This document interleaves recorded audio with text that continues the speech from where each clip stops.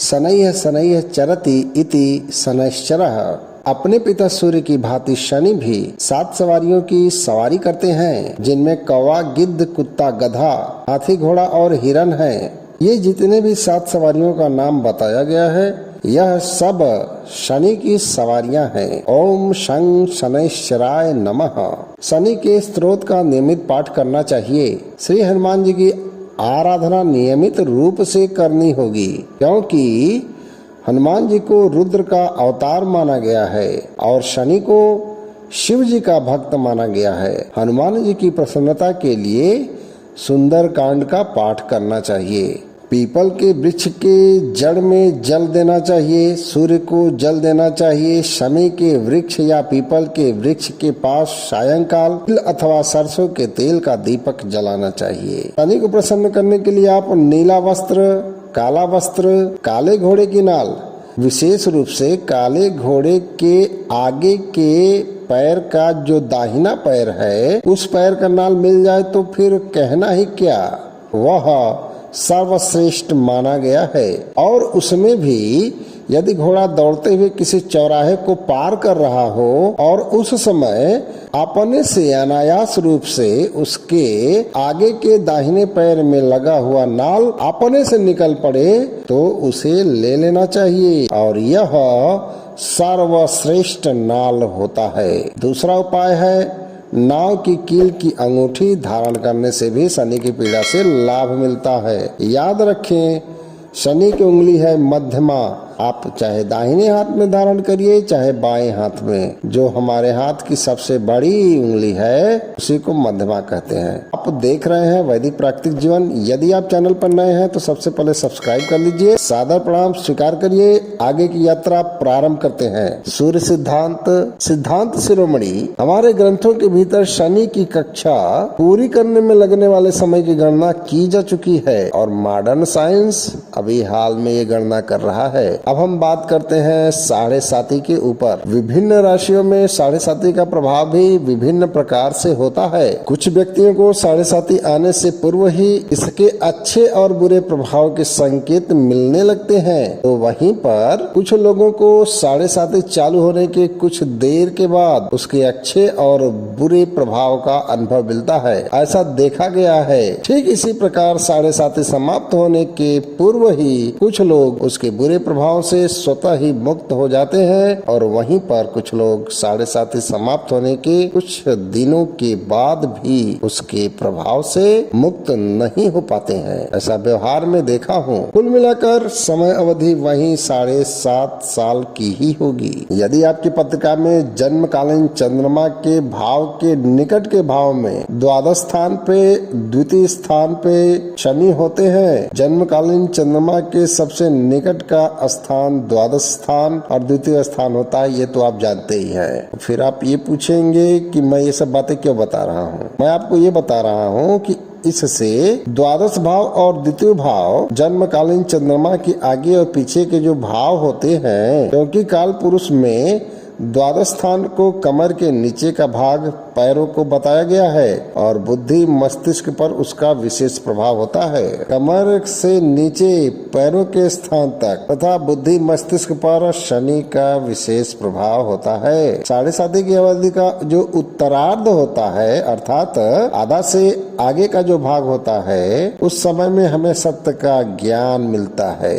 और जितना भी नुकसान होता है उन सब की भरपाई होती है। उस भरपाई को करने के लिए नवीन सिद्धांत पर कार्य प्रारंभ हो जाते हैं। हमारी नवीन ऊर्जा सत्कर्म को करने में प्रारंभ हो जाती है। शिवलिंग की पूजा एवं दर्शन आराधना करने से शनि की कुदृष्टि का कुफल शांत रहता है। पीपल का पवित्र वृक्ष शिव तत्व को धारण किए हुए है। शिव अर्थात कल्याणकारी। और यही मान्यता है कि पीपल के वृक्ष को जल देने से शनिदेव प्रसन्न होते हैं और स्वास्थ्य में सुधार आता है। अनुराधा नक्षत्र शनि का नक्षत्र है। अनुराधा नक्षत्र हो, शनिवार का दिन हो और शनिवार को ही अमावस्या की तिथि हो, इन तीनों के सुंदर योग होने पर एक पीपल के वृक्ष के साथ अपना प्रेम संबंध स्थापित कर लीजिए, प्रीति बढ़ाइए। इस योग में आप पीपल के नए वृक्ष का वृक्षारोपण भी कर सकते हैं। इसी समय आपको पीपल के वृक्ष को लगाने के लिए हमेशा इंतजार करना चाहिए। शनि से संबंधित वस्तुएं जैसे लोहे का बर्तन, काला वस्त्र,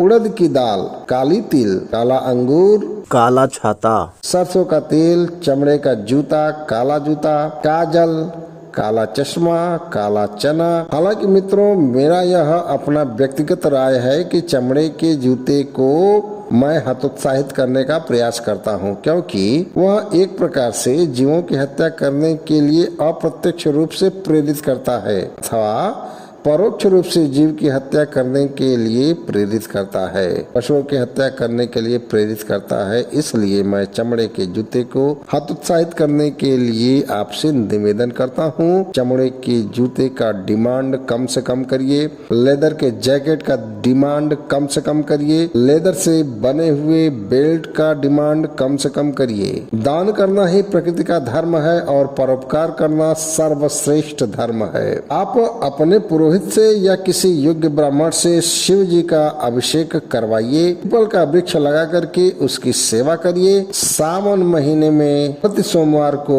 व्रत धारण करते हुए शिव जी के सानिध्य में रहने का प्रयास करिए। लाभ और सम्मान, प्रतिष्ठा, पद, भक्ति और वैभव को भी 7.5 बढ़ा देता है। कहने का मतलब यह है कि कुछ लोगों के ऊपर जो 7.5 आती है तो उनको नाना प्रकार का लाभ मिलता है और उनका सम्मान बढ़ता है, उनकी प्रतिष्ठा में 4 चांद लग जाते हैं, उनके पद में उन्नति होती है, उनका प्रमोशन होता है। शुभत्व और वैभव को भी शनि प्रदान करते हैं, शनि बढ़ा देते हैं, बढ़ाने का कार्य करते हैं। यदि व्यक्तिगत गुणों की बात किया जाए तो व्यक्तिगत गुणों में धैर्य, सहनशीलता, शांति, संतोष, जुझारूपन का विकास होता है। ईश्वर के प्रति आस्था आती है, अपनी शक्ति का वास्तविक ज्ञान होता है, जीवन का ज्ञान होता है। मित्र राशियों, लग्न वृष राशि, मिथुन राशि, कन्या राशि, तुला राशि, मकर राशि, कुंभ राशि, यदि यह आपकी राशि है, शनि की कम परेशानियों का सामना आपको करना पड़ेगा, क्योंकि यह शनि की मित्र राशियां हैं। शनि लाभ और सहयोग आपको देते रहेंगे। शर्त यह है कि जन्म कुंडली में एवं लग्न कुंडली में शनि सही स्थान पर हो। शनि जीवन देने वाले सूर्य के पुत्र हैं, भला वह कैसे किसी के शत्रु हो जाएंगे। हमारे पुराणों में जो उनके स्वरूप का ज्ञान होता है उसे आप जानते हैं कि शनि कर्म फल देते हैं। उन्हें प्रबल मारक, अशुभ और दुख कारक कह के बदनाम किया जाता है। हमारे देश में ही नहीं अपितु पाश्चात्य विद्वानों ने भी उन्हें बदनाम करने में कोई कसर नहीं छोड़ी है। अपने स्वभाव के अनुसार वह पिता के शत्रु भी है। जितना उनसे डराया जाता है वह उतना है नहीं। जब मैंने शनि के ऊपर अपना रिसर्च किया तो अंतिम परिणाम मुझे बड़ा ही चौंकाने वाले मिले। बेहद चौंकाने वाले परिणाम मुझे यह मिला कि शनि ही जीवन में संतुलन लाते हैं, प्रकृति में संतुलन लाते हैं, संपूर्ण चराचर जगत में न्याय करते हैं, अनुचित विषमता के विरोधी हैं और बैकडोर से आगे बढ़ने वालों लोगों को खोज करके दंडित करते हैं। शनि की निगाहों से कोई नहीं बच सकता है। शनि प्रजा की विषमता को दूर करने का कार्य करते हैं। वह एक प्रधान सेवक है, वह दास है, आश्रित माता पिता का स्वरूप है, असहाय लोगों का सहारा शनि है। हमारे शरीर में जो हमारा पैर है वह शनि है। सबका भार उठाने वाले शनि हैं, क्योंकि जब जीवन का जन्म हो रहा था तो शनि ने ही जीवन दिया। अर्थात जब सौरमंडल का जन्म हुआ तो सर्वप्रथम सूर्य के आने के पश्चात गुरुदेव बृहस्पति प्रकट हुए और इन्हीं कारणों से उन्हें सारे जगत का आदिम ग्रह कहा जाता है। शनि का भी अनुकूल वातावरण आने के बाद जन्म होता है। देव गुरु बृहस्पति ने अपने गुरुत्व की क्षमता को धारण करते हुए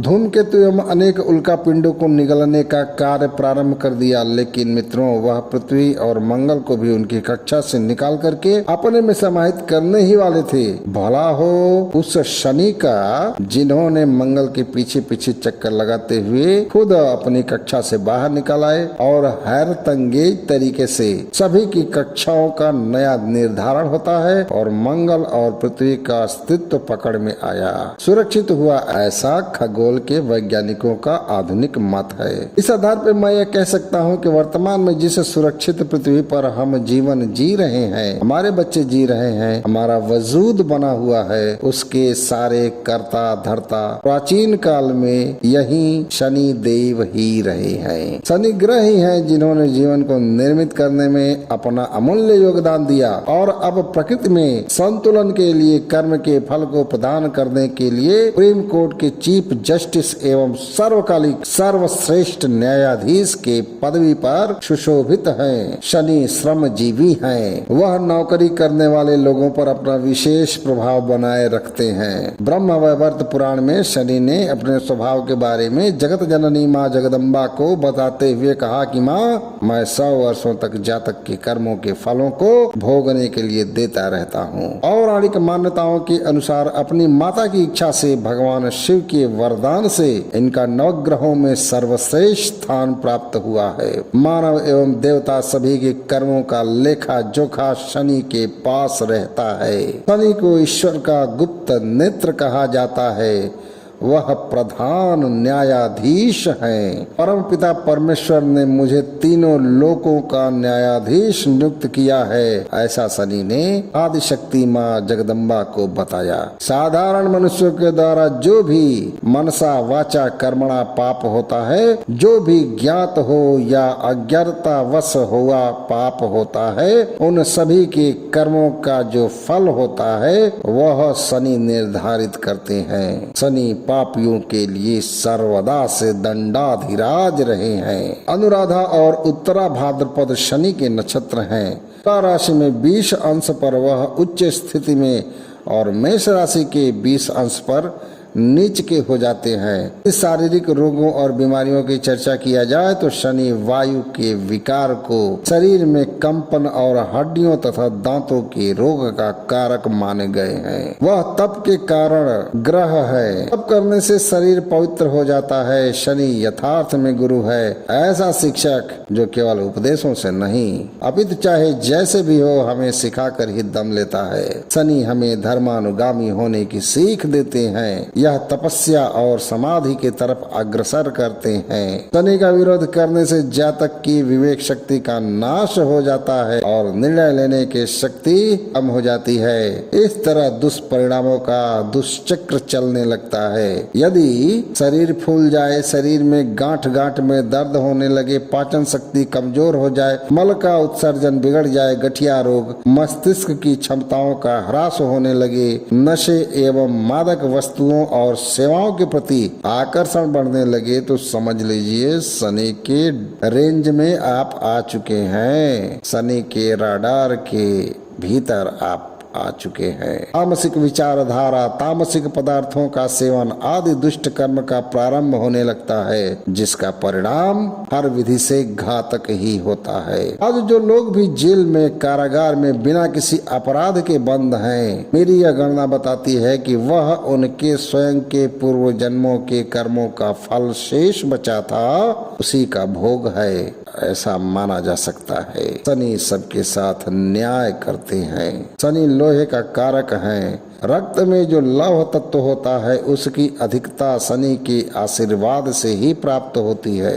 हमारे शरीर में लौह तत्व सभी धातुओं से अधिक होता है। इसकी कमी होने पर चलना फिरना सब दूभर हो जाता है, मुश्किल हो जाता है, न जाने कितने ही रोग पैदा हो जाते हैं। उत्साह की कमी हो जाती है, उमंग की कमी हो जाती है। यदि लौह तत्व की कमी होने से पैदा हुए रोगों को औषधि खाने से भी आप नियंत्रण में नहीं ला पाते हैं, आपको लाभ नहीं मिल पाता है, तो आपको यह जान लेना चाहिए, आपको यह समझ लेना चाहिए कि आपके शनि कुपित हो चुके हैं और उनको केवल श्रेष्ठ कर्म करके ही नियंत्रण में लाया जा सकता है। जिन किसी के भी श्रेष्ठ कर्म होंगे वह शनि की महादशा में, अंतरदशा में, प्रत्यंतर दशा में, 7.5 में और शनि की ढैया में अपने गांव के प्रधान नगर के मुखिया तक बन जाते हैं। 7:30 के समय नीलम रत्न को कदापि धारण नहीं करना चाहिए। मैंने अपने जीवन के 22 सालों तक यही प्रयोग किया है। मैंने देखा है,